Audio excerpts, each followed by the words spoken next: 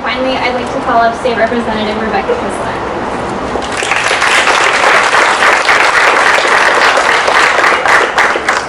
I learned a few things growing up, some founding principles of our country. I learned that we have the right to petition our government and protest peacefully.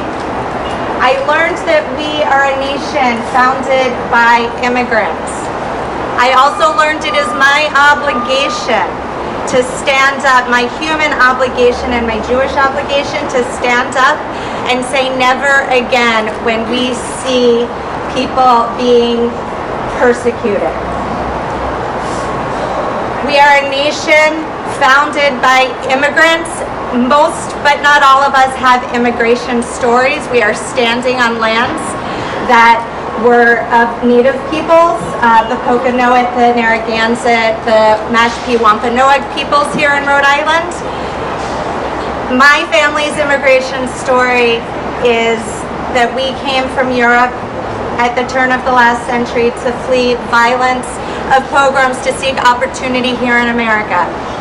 Right now, folks are fleeing from our southern border seeking the same. We are not welcoming them. We must open our arms, and instead, our country is greeting folks with cruelty, with family separation, with violence. We must say never again. This is not acceptable. I left a protest at 8:30 last Wednesday night. It was a very peaceful protest. We were singing, we were sharing immigration stories, we were standing up outside the private prison in our backyard. It did not cross my mind anywhere that this protest would end in violence. And it did. We saw outside the cruelty of the folks who work inside, the indifference to safety.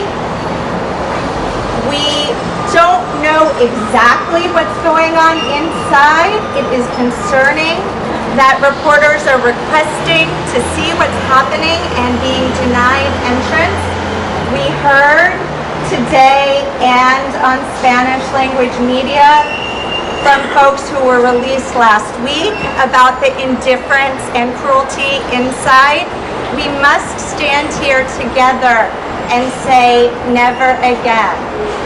I want to thank my colleagues from the Rhode Island House and from the Senate, the folks who are here and those who could not be here this week in August. I know that we stand together to demand justice for the protesters, for the immigrants, and we are going to keep standing together until we are living in the world that we want to live in. And we have a lot of work to do together. Never again is now. I am grateful to be standing together with all of you. Thank you.